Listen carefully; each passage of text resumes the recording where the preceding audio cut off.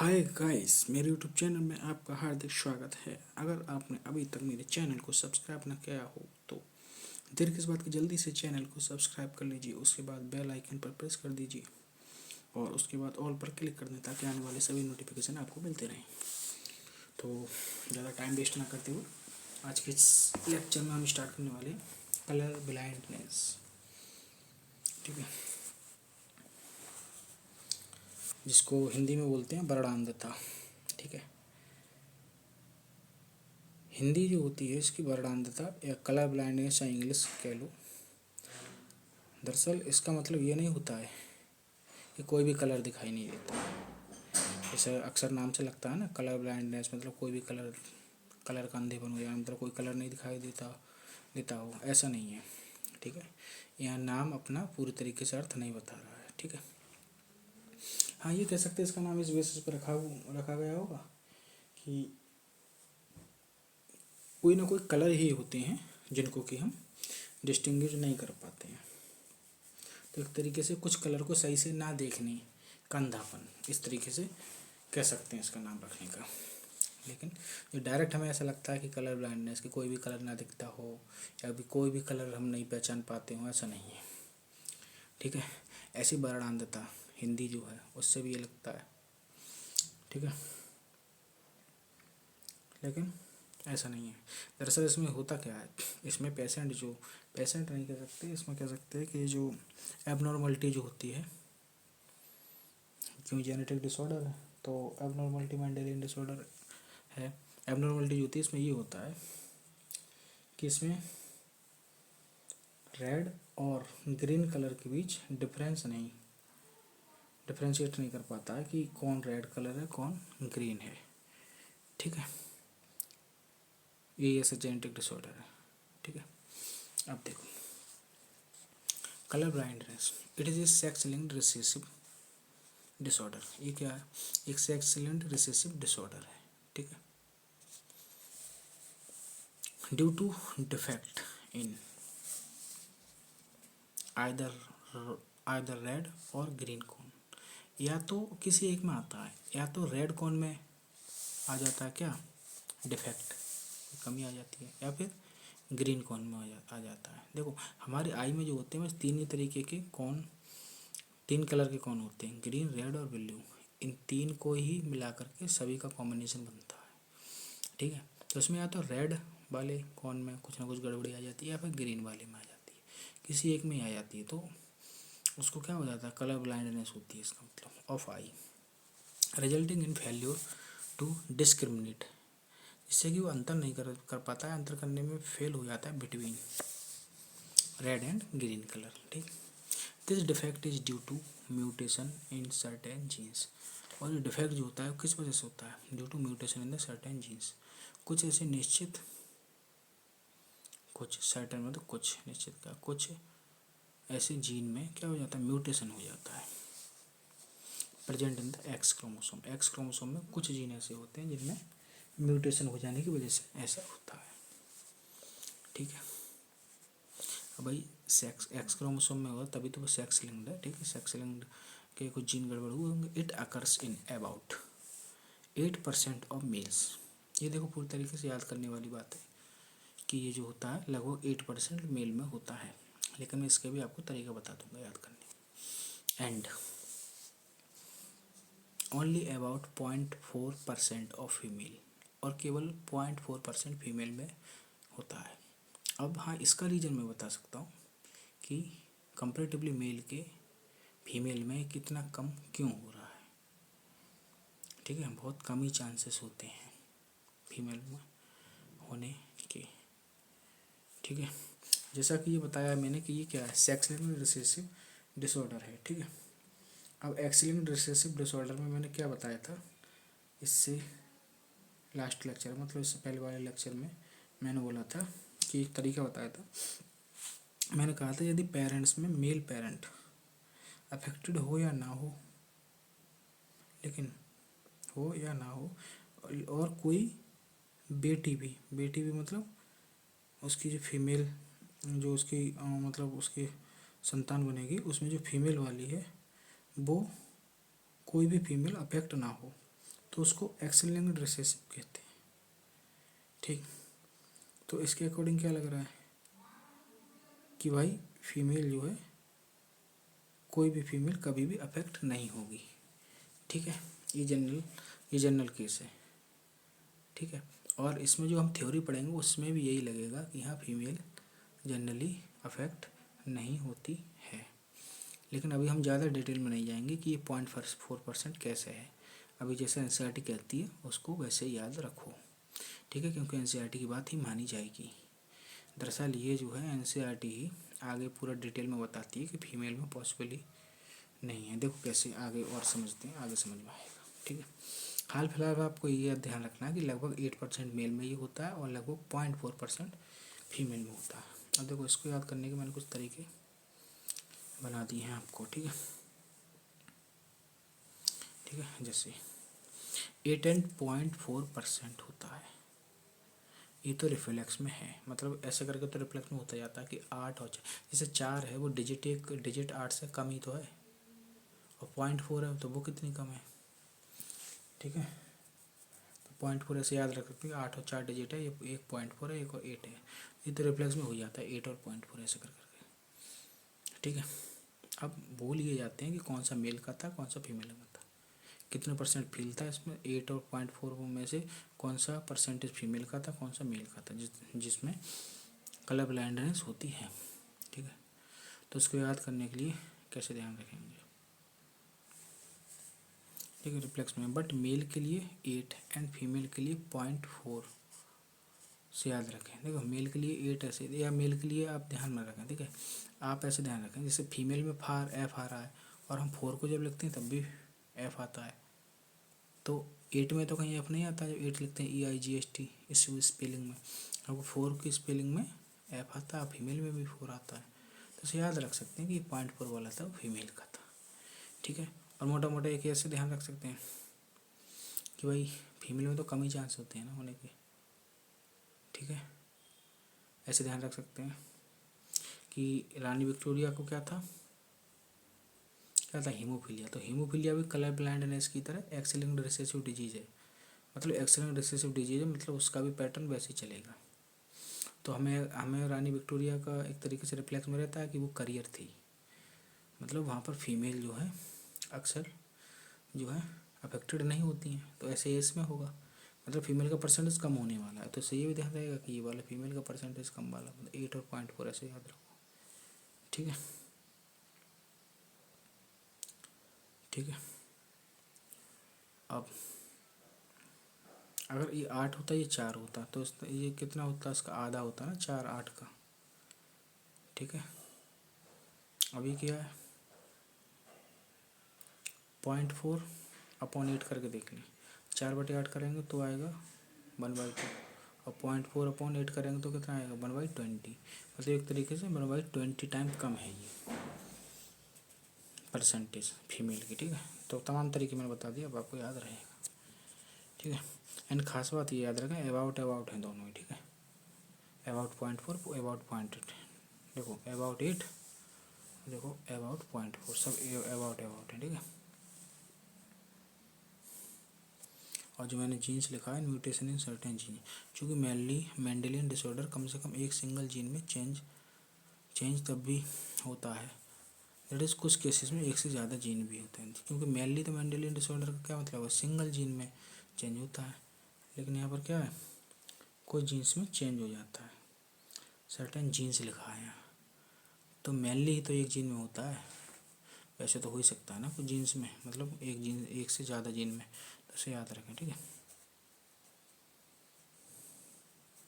ठीक है, कुछ केसेस में तो एक से ज़्यादा में हो ही सकता है। ठीक है, मेनली होता है ना कम से कम एक सिंगल जीन में तो। ठीक है, क्योंकि देखो ये लिखा है पूरी तरीके से थोड़ी लिखा था, ये लिखा था Mendelian disorder are mainly determined by alternation or mutation in the single gene, मतलब ज़्यादातर सिंगल जीन में की वजह से होता है, एक से ज़्यादा जीन भी अफेक्ट हो सकते हैं लेकिन कुछ रेयर केसेस में, जैसे कि कलर ब्लाइंडनेस में हुआ है। ठीक है, तो यही है बस तरीका। अगर मैं पहले ये बात नहीं बताई हूँ तो आप सुन लें कि मेनली का मतलब क्या है, ये नहीं कि हमेशा ये सिंगल जीन में होगा, मेनली मोनोजीन है। जैसे मैंने मोनोजीन अगर पहले बताया भी हो तो यहाँ मेनली मोनोजीन कर लें तो बेटर रहेगा एक ही बार में। ठीक है,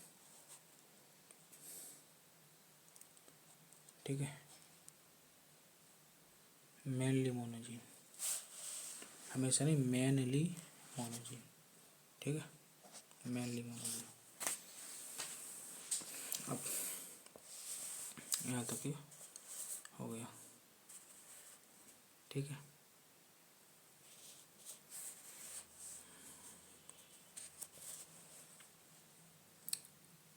this is because the genes that lead to, ये इस वजह से होता है क्योंकि the genes that lead to red green colour blindness, अब ये इसका ज़्यादा अच्छे से नाम है, रेड ग्रीन कलर ब्लाइंडनेस। ठीक है, are on the X chromosome, मतलब ये कहना चाह रहे हैं कि ये जीन्स होते हैं that lead to red green colour blindness करते हैं, वो एक्स क्रोमोसोम पर होते हैं। ठीक, और एक्स क्रोमोसोम पर होते हैं तो मेल में देखा जाए तो मेल में एक्स है। ठीक है, एक एक्स है, फीमेल में 2 एक्स है, तो ऐसे ध्यान रख सकते हैं क्योंकि फीमेल में 2 एक्स क्रोमोसोम। ठीक है, तो एक ही बच ही जाएगा। ठीक है, मतलब मेल में जो भी एक्स है तो पूरा का पूरा अफेक्टेड हो जाएगा ना, इसलिए मेल में परसेंटेज ज़्यादा है। अगर फीमेल में एक्स अफेक्ट होगा, एक एक्स अफेक्ट होगा तो उसमें तो 2 एक्स है ना, तो एक एक्स तो बच गया, तो वहाँ तो चांस वैसे कम हो गए ना, नहीं समझे। इसलिए क्योंकि वहाँ एक एक्स अफेक्ट होने से केवल करियर बनती है फीमेल, और मेल में अगर एक एक्स अफेक्ट हो जाता है क्योंकि वहाँ तो वही सब कुछ एक्स है, तो वो एकदम से पूरी तरीके से वो उसको डिसऑर्डर हो जाता है मेल के केस में। ये भी एक इसका एक रीज़न है, ये लॉजिकली रीज़न है। ठीक है, अब तभी तरीके बताओ याद करने के तरीके थे। ठीक, अब ये मैंने बता दिया, रेड ग्रीन एंड ब्लू 3 प्रकार की तो सबको होते हैं कौन। ठीक है, इन्हीं के कॉम्बिनेशन से डिफरेंट डिफरेंट कलर को हम पहचानते हैं। ठीक है, अभी हो गया यहाँ तक। Male have only X chromosome and female have 2। ठीक है, the son of the women who carries, मतलब ऐसी औरत का है, ऐसी स्त्री का बेटा हु कैरी, जो कि कैरी करती है इसको, कैरी करती है द जीन्स, कैरी करती है द जीन्स को, हैज़ 50% चांसेस, वो 50% चांसेस होते हैं बीइंग कलर ब्लाइंड। ठीक है, उसके कलर ब्लाइंड होने के चांसेस कितने होते हैं, 50% होते हैं। ठीक है, इसको देखो प्रूफ करके दिखाऊँ अभी मैं, देखो आपको बनाना भी आ जाएगा। ठीक है, 1 मिनट।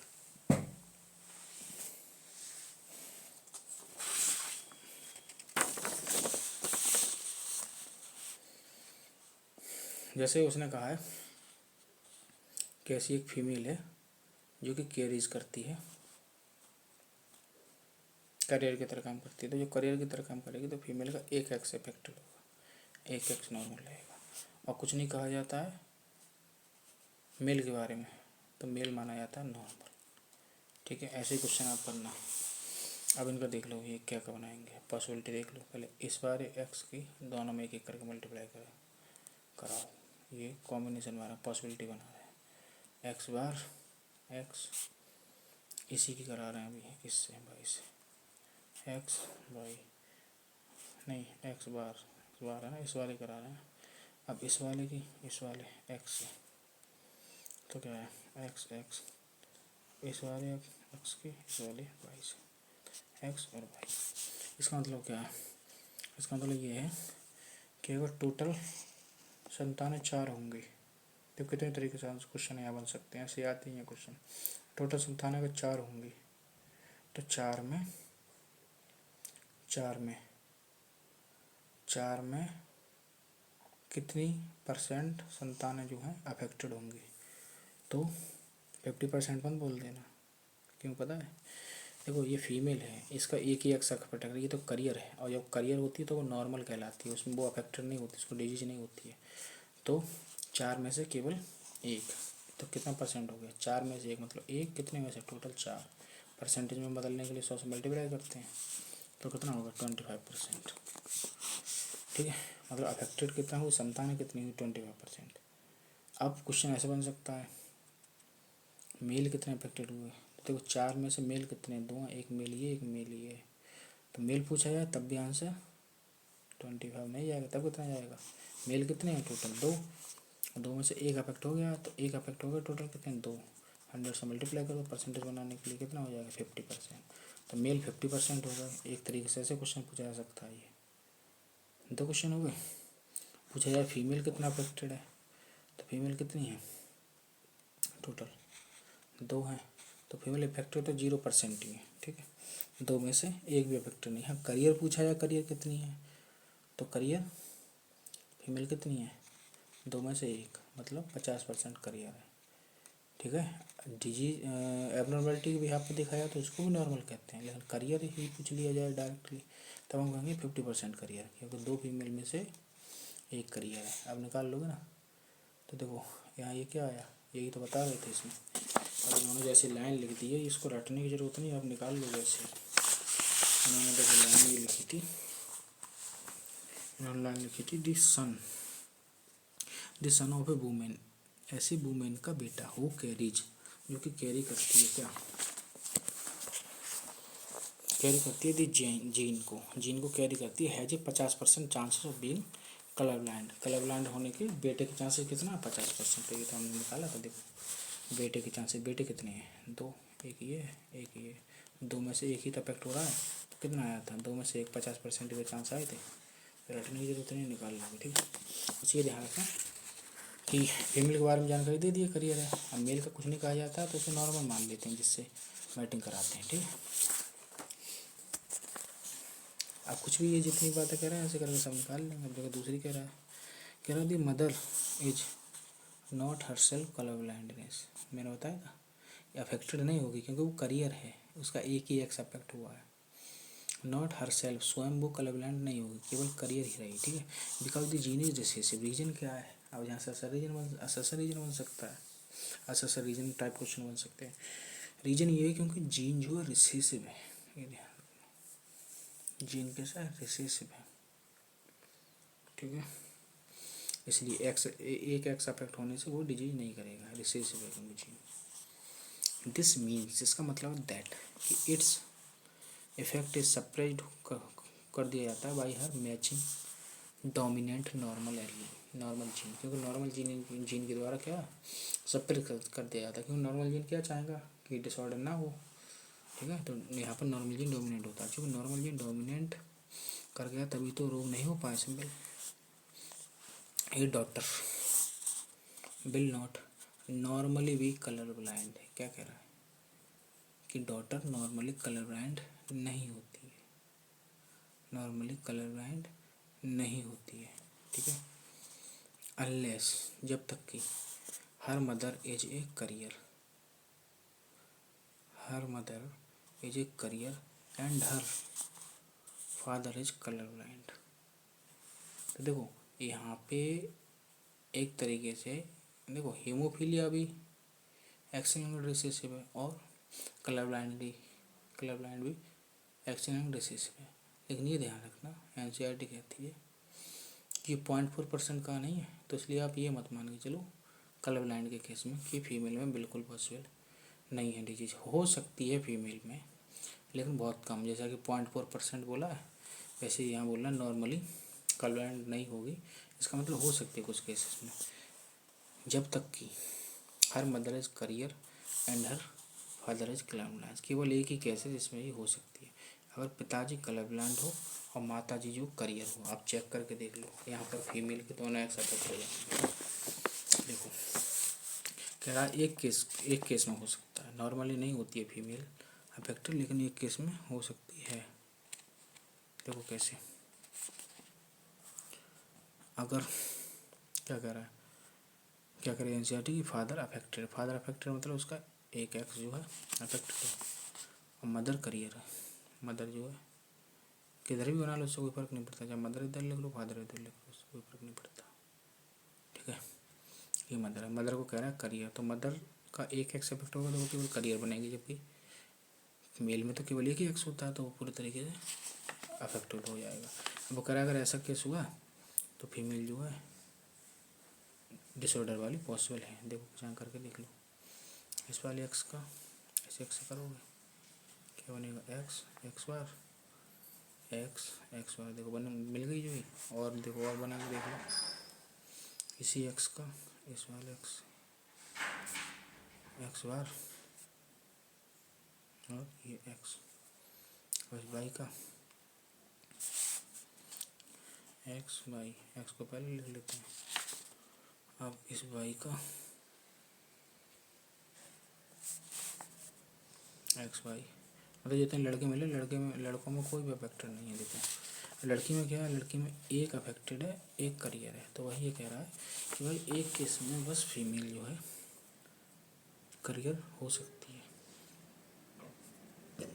कब, जब फादर जो है कलर ब्लाइंड हो और मदर जो है करियर हो, बस तब पॉसिबल है। तो आप देख ही रहे हैं, जब हमने ऐसे करके देखा तो देखो पॉसिबल हो गया। ठीक है, अब 0.4% कैसे कह रहा है, वो उस पर दिमाग को मतलब जाना, यही बात मैं पहले बोल रहा था। ठीक है, हाँ ये है कि कम चांसेस हैं फीमेल के, अभी इतना मैं बता सकता हूँ, लेकिन इतना डिटेल में आपकी ज़रूरत क्या, आपको नीट में इससे ज़्यादा लेवल का पूछा नहीं जाएगा तो बात खत्म। ठीक है, ये हो गया।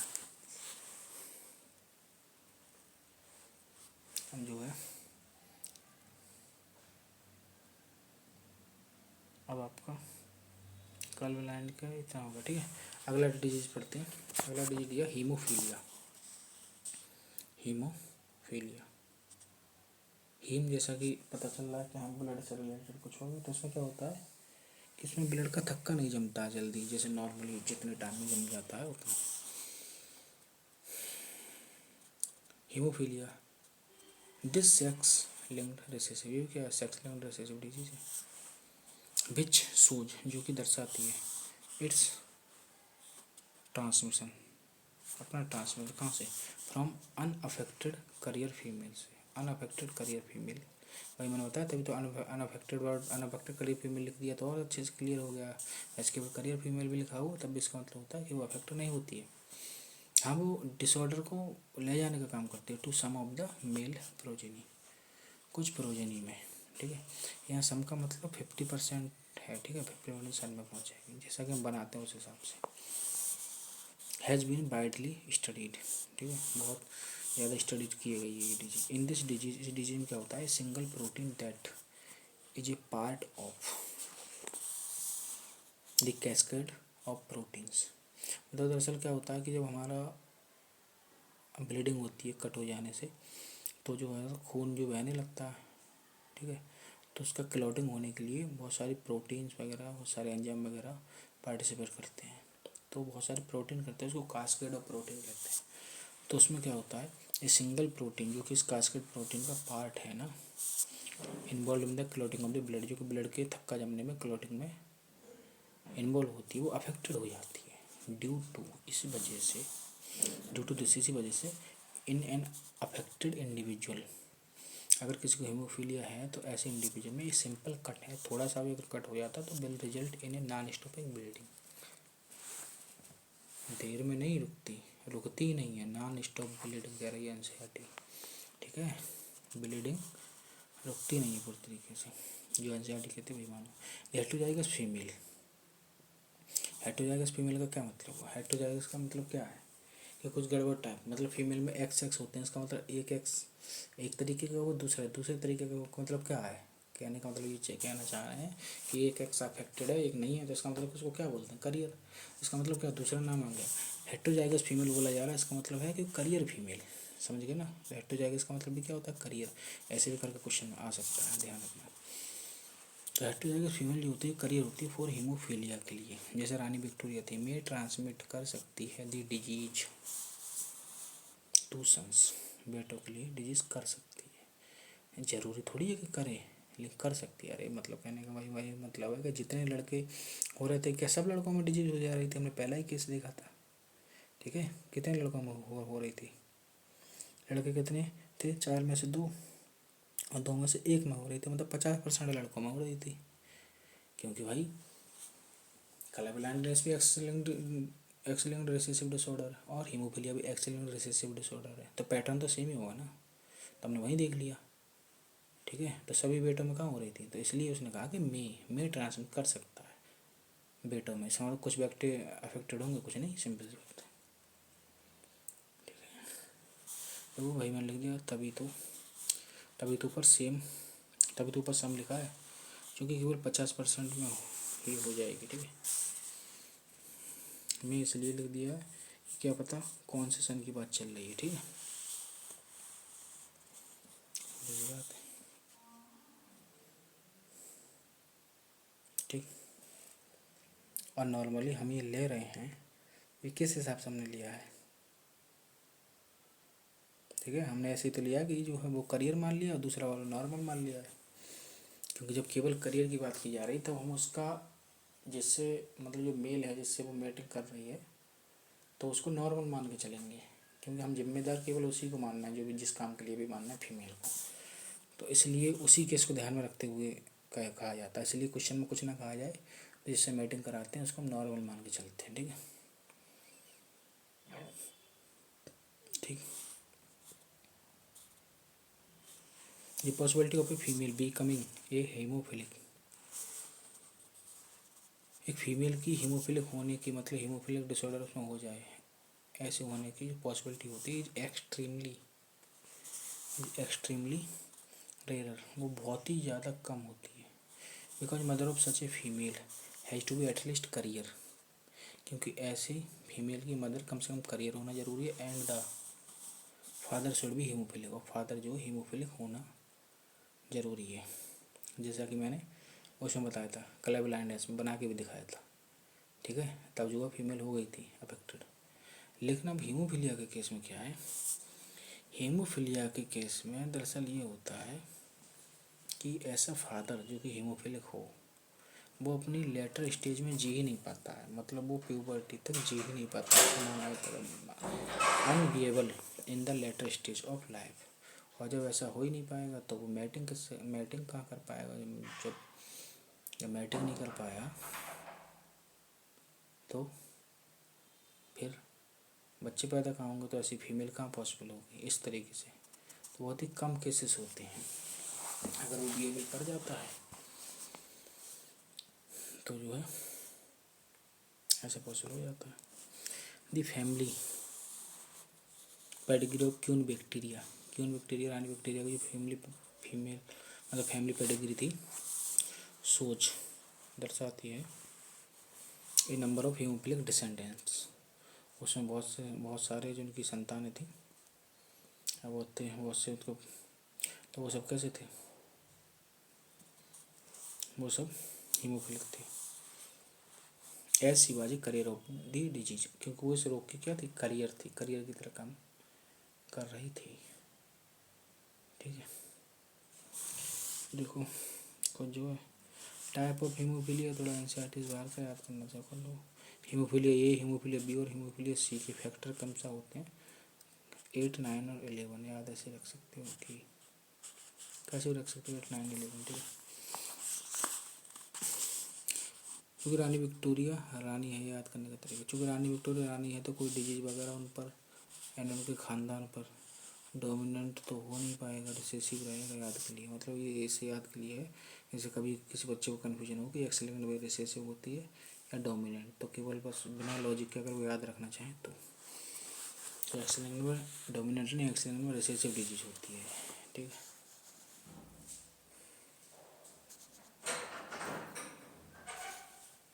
अगला क्या? अगला डिसऑर्डर सिकल सेल एनीमिया। मैंने बताया था सिकल सेल एनीमिया डिटेल में पढ़ेंगे हम लोग, बहुत ही ज़्यादा अच्छे से सब समझेंगे कैसे क्या होता है। सिकल सेल एनीमिया जैसा कि इसका नाम बता रहा है कि इसमें सेल जो है हंसियाकार हो जाती है, उसका शेप जो होता है हंसिया की तरह हो जाता है, बाइकन को होता है नॉर्मली वो। फंसी की तरह हो जाता है और उसकी वजह से ब्लड में कमी हो जाती है। अब कौन सी सेल होती होगी भैया, ब्लड वाली कौन सी, आरबीसी। तो उसका शेप ऐसा हो जाता है, एनीमिया हो जाता है। एनीमिया मतलब खून की कमी। अब एनीमिया होने के मतलब खून की कमी होने के बहुत सारे रीजन होते हैं, लेकिन यहाँ पर जो रीजन है वो सिकल सेल एनीमिया में क्या होता है कि आरबीसी का शेप जो बाइकनकेव से मतलब क्वालिटेटिव है, ये क्वालिटी बदल जाती है, इस वजह से खून की कमी हो जाती है। ठीक, अब देखो this is an autosomal linked recessive trait. ये क्या है, ऑटोसोमल में ऑटोसोमल लिंक्ड रिसेसिव ट्रेट है, मतलब है रिसेसिव लेकिन ऑटोसोमल वाली है। ठीक है, मतलब ऑटोसोम क्रोमोसोम डिफेक्ट होता है। ठीक है, उस पर उसके जीन, उस पर present gene that can be transmitted, जो कि ट्रांसमिटेड होती है कहाँ से, from parents to the offspring. Parents से, माता पिता से बच्चों में कब जाती है, जब ध्यान रखना इसकी कंडीशन ऑटोसोमल लिंक्ड रिसेसिव की। मैंने बोथ दी पार्टनर, जब दोनों के दोनों पार्टनर मतलब मेल और फीमेल आर करियर होते हैं। ठीक है, फॉर द जीन्स के लिए, मतलब हेट्रोजाइगस होते हैं जब दोनों। ठीक है, जब दोनों करियर होते हैं तब जाता है। अब देखो मेल का करियर होने का मतलब समझो, मेल का करियर होने का मतलब यहाँ वो दिमाग में लगा लेना सेक्स वाला। ठीक है, यहाँ ऑटोसोम इफेक्ट हो रहे हैं, यहाँ सेक्स क्रोमोसोम नहीं हो रहे हैं। तो तुम सोच लो यार मेल करियर का क्या मतलब, वो भी नॉर्मल होगा, भाव वाले दिमाग में लगाना। यहाँ करियर का बस मतलब ये है, क्योंकि यहाँ तो सेम टाइप के होंगे ना, क्योंकि ऑटोसोम में थोड़ी अंतर होता है फीमेल और मेल के। जैसे ए है तो ए दोनों, फीमेल में भी ए होगा और मेल में भी ए, तो उसमें से एक इफेक्ट हो जाएगा। ठीक है, जैसे अभी एग्जांपल बताए जाएंगे। ये तो ऑटोसोमल रिसेसिव है ना, जैसे मेल में ए होगा। ठीक है,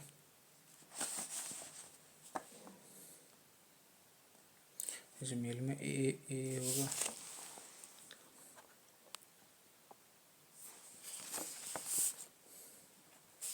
ठीक है, जैसे मेल में ए होगा तो फीमेल में भी ए, इस तरीके से सेम टाइप होंगे। मेरा कहने का मतलब ये है, जैसे ए है तो ए इस हिसाब से। ठीक है, ऐसा नहीं होगा एक्स वाई की तरह। तो इसमें तो कोई एक इफेक्ट होगा तो हेट्रोजाइगस कंडीशन बोलेंगे, मतलब करियर वाली कंडीशन बोल देंगे। ठीक है, अब देखो समझते हैं, जो एनसीईआरटी ने एग्जाम्पल लिया उसी हिसाब से बताएंगे। ठीक है, ज़्यादा अच्छा रहेगा। मतलब ये कंडीशन बस ये ध्यान रखना कि ऑटोसोमल लिंक्ड रिसेसिव में डिजीज तभी होगी अब दोनों को दोनों मतलब माता पिता करियर हों, ये ध्यान रखना, माता पिता करियर हों। ठीक है, तो रोग भी किसी को ना हो और बिल्कुल नॉर्मल भी कोई ना हो, क्योंकि ऑटोसोमल की बात चल रही है, बाबा वाली बात भूल जाइए। दिस डिजीज इज कंट्रोल की जाती है by a single pair of allele, single pair of allele के द्वारा ये कंट्रोल की जाती है, HbA और HbS। ठीक है, ये HbS है। ठीक है, वो ज़्यादा ही कुछ ओवर राइटिंग हो गई इसलिए HbA और HbS के द्वारा कंट्रोल की जाती है। Out of 3 possible genotype, 3 possible genotype में से ओनली होमोजाइगस इंडिविजुअल और HbS के लिए होमोजाइगस इंडिविजुअल वाली ही मतलब HbS होंगे, वही शो करते हैं द डिजीज फिनोटाइप को। कहने का मतलब ये क्या है, देखो अब इन्होंने एलील बता दिया कि 2 प्रकार के एलील हैं। जैसे एलील है HB, एक मिनट रुको, HbA, HbA और HbS 2 प्रकार के एलील हैं। तो देखो इससे कॉम्बिनेशन कैसे कितने बन जाएंगे। देखो एक बार दोनों ए ले लो, HbA HbA, एक बार दोनों SS ले लो, HbS HbS, एक बार एक HBA ले लो और एक HBS ले लो, इस तरह के 3 बन जाएंगे। तो ये है होमोजाइगस कंडीशन फॉर ए, ये होमोजाइगस कंडीशन फॉर एस, और ये है हेटेरोजाइगस कंडीशन, 3 हो गई। तो ये कह रहे हैं डिजीज इसमें उसी में होगी जिसमें जिसका जीनोटाइप ये बनेगा, मतलब दोनों एसएस वाले होंगे, इस टाइप वाले में डिजीज होगी सिकल सेल एनीमिया। ध्यान, ठीक है, ये कहना चाह रहे हैं जो कि HBS के लिए होमोजाइगस होगा। मतलब क्या मतलब है कि HBS HBS होगा, सो द डिजीज फिनोटाइप। ठीक, हेटेरोजाइगस जो HBA और HBS होगा, इंडिविजुअल्स अपीयर अपरेंटली अनअफेक्टेड, ये अनअफेक्टेड रहेंगे। ठीक है, यहाँ पे दोनों को दोनों अनअफेक्टेड रहेंगे, HB और HBS। इसका मतलब क्या है कि जो शुरू में कहा जा रहा था कि डिजीज होने के लिए माता पिता दोनों हेटेरोजाइगस होने चाहिए, इसका मतलब वो कैसे होने चाहिए, वो HBA और HBS रखने वाले होने चाहिए और वो अनअफेक्टेड होंगे, मतलब उनमें डिजीज नहीं होगी, लेकिन वो करियर की तरह काम करेंगे। But they are carrier of the disease as there is 50% probability of transmission, क्योंकि ट्रांसमिशन की 50% प्रोबेबिलिटी है of the mutant gene to the progeny, thus experience sickle cell trait. Figure 5.15 में हम देखेंगे। अभी 50% का क्या मतलब हो, इसका मतलब ये मत समझना कि 50% बच्चों में डिजीज के चांसेस, ये मत समझना कहीं, क्योंकि ये तो इसलिए लिखा है क्योंकि career that is HBA HBS में 50% ही तो ऐसे, समझे ना, ठीक है। ये कहना चाह रहे हैं क्या कि and they are carrier of the disease as there है 50% ऑफ प्रोबेबिलिटी, क्योंकि डिजीज करने की प्रोबेबिलिटी, ट्रांसमिशन की प्रोबेबिलिटी 50% है। क्यों? क्योंकि HBA HBS, इसका मतलब क्या है, टोटल में एस कितना है, एक है ना, दो हैं एक HBA है और एक HBS है, दो में से HBS टाइप का कितना है, एक है ले ले, तो 50% ही तो हो गया, तो प्रोबेबिलिटी 50%, ये कहना चाह रहा है। ठीक है, अब जो है फिगर को समझ लेते हैं। फिगर को समझने से पहले तो फिगर को नॉर्मली देख लो, कि डिटेल में फिगर को अभी थोड़ा इसके बारे में और पढ़ने की बात करेंगे। ठीक है, फिगर को बस नॉर्मली देख लो। ये देखो नॉर्मल हीमोग्लोबिन जीन है, देखो नॉर्मल ये बाई कॉनकेव दिखाएगा। ठीक है, अरे कॉनकेव लेंस कैसे होता है, किनारे पर मोटा होता है, बीच में पतला होता है, तो वैसा ही तो है। तो ये नॉर्मली हमारी नॉर्मल हीमोग्लोबिन, मतलब नॉर्मल RBC का साइज है। यहाँ देखो ये सिकल सेल हंसिए की तरह हो गई है, देखो इस तरीके से। ठीक, पहले इसके बारे में पढ़ लेते हैं। The defect is called by the substitution of glutamic acid. ये डिफेक्ट किस वजह से होता है, ग्लूटामिक एसिड एक अमीनो एसिड होती है, उसका सब्सटीट्यूशन हो जाता है किसके द्वारा, बाई बैलिन के द्वारा। ग्लूटामिक एसिड को शॉर्ट में ग्लू लिख देते हैं, GLU, बाई बैलिन के द्वारा BAL लिख देते हैं। ठीक है, मतलब ग्लूटामिक एसिड की जगह बैलिन आ जाता है अगर ये डिजीज होती तब। कहाँ आता है, at the 6th position of the beta globin. Haemoglobin में 2 बीटा चेन होती है, 2 अल्फा चेन होती है, तो उसमें तो जो बीटा ग्लोबिन चेन होती है उसकी भी 6वीं पोजीशन पाया जाता है, ये ध्यान रखना, पूछा जाता है, 6वीं पोजीशन पाया जाता है। ठीक है, ऐसे ध्यान रखना, मैं तरीका बता दूंगा।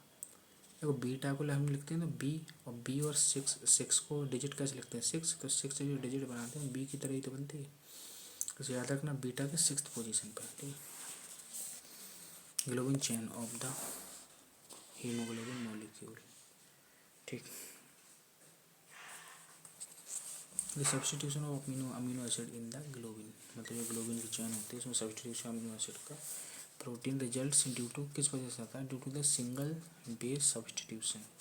दरअसल इनमें एक सिंगल बेस का सब्सटीट्यूशन हो जाता है एट द 6th कोडॉन पर, क्योंकि 6वें नंबर पे कोडॉन पर गड़बड़ी होती है, तो 6ठे नंबर की पोजीशन की अमीनो एसिड में गड़बड़ी होती है। ठीक है, 6th कोडॉन पर गड़बड़ी आ जाती है of the beta globin gene from GAG to go हो जाता है, GAGT GUG हो जाता है, मतलब एडेनिन की जगह यूरेसिल आ जाता है।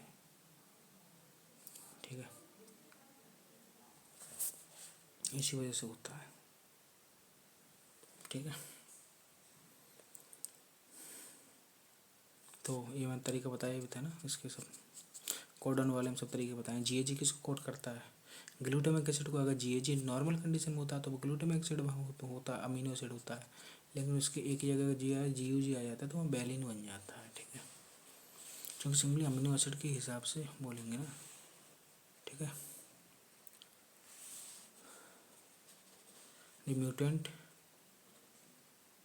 गाग टू गुग हो जाता है, इसे याद रखना। ठीक है, और उसके भी तरीका मैं बता दूंगा ग्लू और बेल का। ये म्यूटेंट हीमोग्लोबिन मॉलिक्यूल, अब ये हीमोग्लोबिन मॉलिक्यूल में जो म्यूटेशन हो जाता है अंडरगोज पॉलीमराइजेशन, वो पॉलीमराइजेशन इसमें हो जाता है अंडर लो ऑक्सीजन टेंशन। समझ रहे हो ना, क्योंकि ऑक्सीजन को जब ट्रांसफ़र नहीं कर पा रहा है सही से, क्योंकि उसका शेप ही बदल गया, तो अंडर लो ऑक्सीजन टेंशन होगी तो causing the change in the shape of the RBC. Polymerisation हो जाएगा अंडर लो ऑक्सीजन टेंशन की वजह से, इससे कि शेप उसका बदल जाता है। तो ध्यान रखना, पहले ऑक्सीजन की कमी होती है उसके बाद शेप चेंज होता है। ठीक है, ऐसा नहीं है कि पहले शेप चेंज होता है पर ऑक्सीजन की कमी होती है। सबसे पहले तो म्यूटेशन की होने की वजह से पॉलीमराइजेशन होता है। पॉलीमराइजेशन होता है पर ऑक्सीजन की कमी होती है, ऑक्सीजन की कमी हुई तब शेप बदलता है। फिर हम बाइकॉन्केव डिस्क से कैसा हो जाता है? टू इलोंगेटेड लंबा सिकल सेल। लंबा हंसिया मतलब साउथ वाला देखा है, साउथ वाला हंसिया जो होता है, या फिर अक्सर जो गन्ने की कटाई टाइप का करते हैं वो वाला हंसिया, मतलब नीचे से गन्ने को काटते हैं वो नहीं, गन्ने की छिलाई करते हैं वो वाला। ठीक है, और रूरल एरियाज वाले लोग जानते होंगे। बहरहाल इलोंगेटेड सिकल है। ठीक है, लंबा वाला हंसिया लाइक हो जाता है, लाइक स्ट्रक्चर हो जाती है। ठीक है, अब देखो इसके तरीके कुछ मैं बता दूंगा आपको।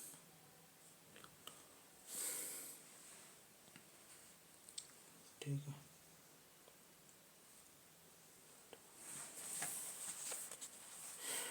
देखो एक तरीका और बता दे रहा हूँ आपको, जैसे एक बार मैंने और भी बताया अब इसे। ठीक है, एक जगह और ये बात आई थी तब। ये नॉर्मली क्या होता है, इसमें कह रहा है कि याद क्या रखना होता है कि ग्लूटामिक एसिड की जगह गाग टू गुग, ऐसे याद रखना।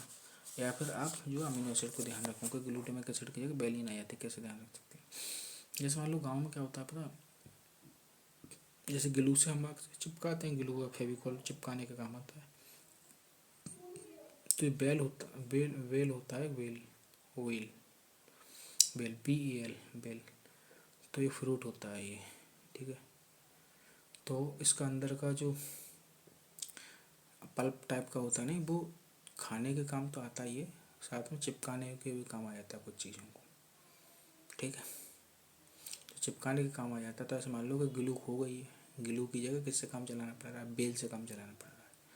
तो रूरल एरियाज वाले जो है इसको रिलेट कर पा रहे होंगे। तो ऐसे मान लो ग्लू को डिस्प्लेस करके बेल, ग्लू ग्लू जो है, ग्लू ग्लू हमारे पास नहीं है, गोंद नहीं है, तो वो किससे काम चला रहे हैं? बेल से काम चला रहे हैं, बेल के पल्प से चिपका कर काम चला रहे हैं। तो ऐसे ही हो जाता है। अब देखो आप फिगर को समझ लेते हैं। फिगर में दिखाया गया micrograph of the red blood cells, red blood cell का माइक्रोग्राफ दिखाया गया and the amino acid composition of the relevant portion of beta chain of haemoglobin, पूरा डिटेल में दिखाया गया। पहले में फिगर में दिखाया फ्रॉम नॉर्मल इंडिविजुअल से, दूसरा दिखाया गया from an individual with sickle cell anaemia. तो पहले नॉर्मल वाला, अब देखो नॉर्मल वाले को पूरा समझ लो। पहले नॉर्मल हीमोग्लोबिन ए जीन में क्या था,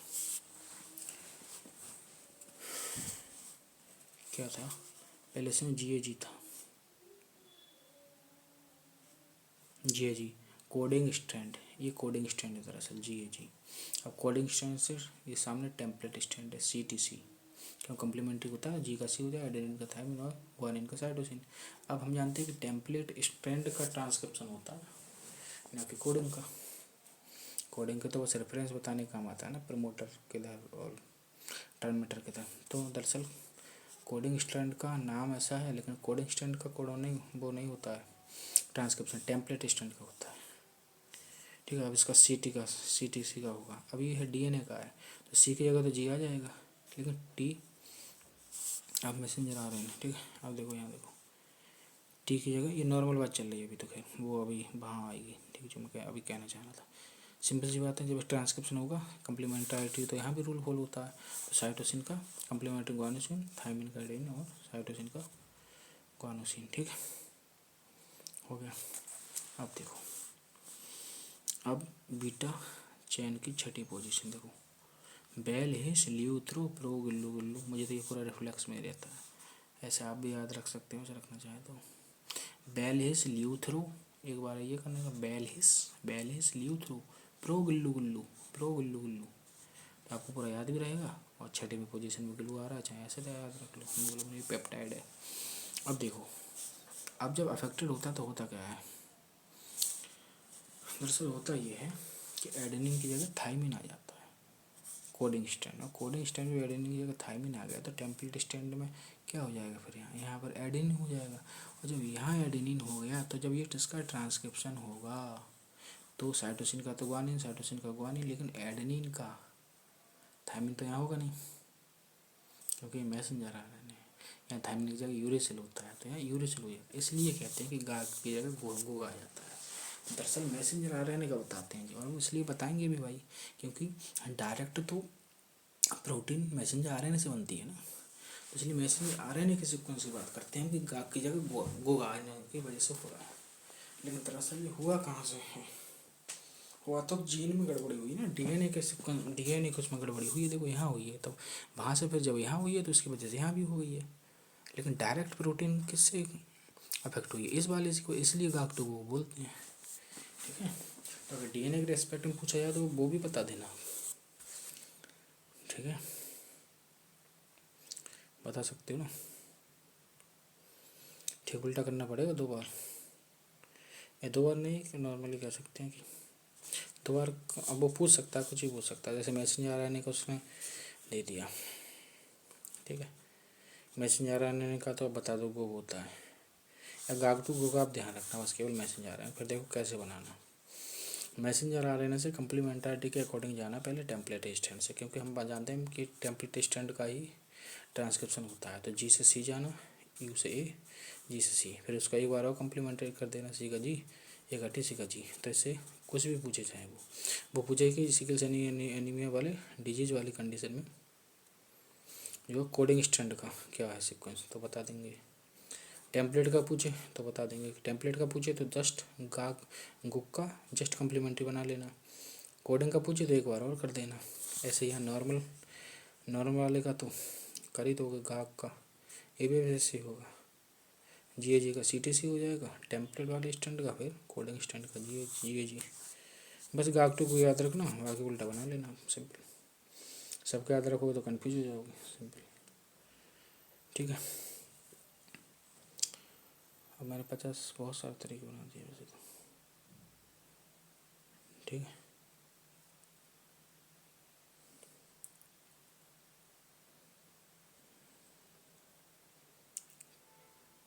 ठीक है,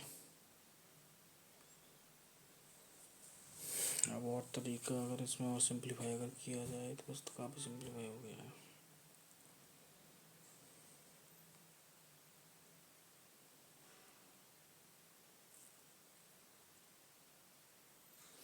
हाँ, इसको अगर इसको भी तरीका मैंने बना दिया, अगर तुम ध्यान रखना चाहो कि स्टार्टिंग कहाँ से हुई थी, कोडिंग स्टैंड में गड़बड़ी हुई थी, तो क्या होता, जैसे गाग टू हो गया वो तो मैसेंजर आरएनए के रेस्पेक्ट में है, जबकि गाग टू जी टी जी, अगर ऐसे ध्यान रखें गाग टू जी टी जी, गाग से जी टी जी हो गया, तो वो क्या, वो डीएनए के कोडिंग स्टैंड के रेस्पेक्ट में है। लेकिन थ्योरी में जो है गाग टू को लिख करके ही बोलते हैं, कि वो मैंने बताया था डायरेक्ट के अकॉर्डिंग बोलेंगे ना, क्योंकि अमीनो एसिड तो डायरेक्ट तो के अकॉर्डिंग तो बनेगा ना, वो सीधे का मैसेंजर आरएनए बन रहा है ना सीधे, जो ट्रांसलेशन ट्रांसक्रिप्शन से होता है ना डायरेक्ट, लिखा दो ट्रांसक्रिप्शन से होता है डायरेक्ट, इसलिए, ठीक है।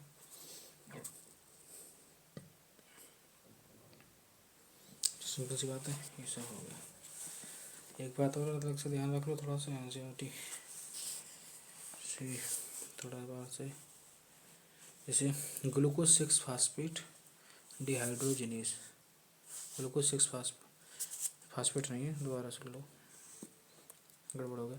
ग्लूकोज 6 डिहाइड्रोजनेस फास्फेटेज, अगर इस एंजाइम की कमी जिन लोगों में है या फिर सिकल सेल एनीमिया डिजीज हो जिन लोगों में, उनको कभी भी मलेरिया डिजीज नहीं होती है, ध्यान रखना।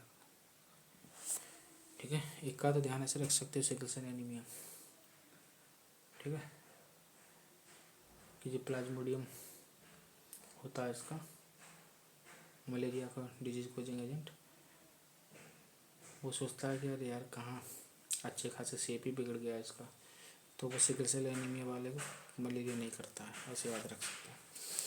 मतलब GDP ऐसे ध्यान रखते हैं, गदर पार्टी। ग्लूकोज 6 डिहाइड्रोजन फास्फेटेज, इसको मैं शॉर्ट में GDP लिख दिया। गदर पार्टी वाले एंड हसिया वाली पार्टी वाले का मच्छर कुछ नहीं बिगाड़ पाते हैं, याद के लिए है, ठीक है, ओके। तो ये सब हो गया आपका। इससे बाद वाले लेक्चर में फ्लाइन कीटोन्यूरिया देखते हैं डिटेल में क्या होता है फ्लाइन कीटोन्यूरिया। तो हाल फिलहाल तो ये है। वीडियो अच्छी लगी तो वीडियो को लाइक करें, कमेंट करें, शेयर करें ज़्यादा से ज़्यादा फ्रेंड के साथ, ताकि सभी को इस वीडियो का फायदा मिल सके। वीडियो देखने के लिए बहुत बहुत धन्यवाद, बने रहिए।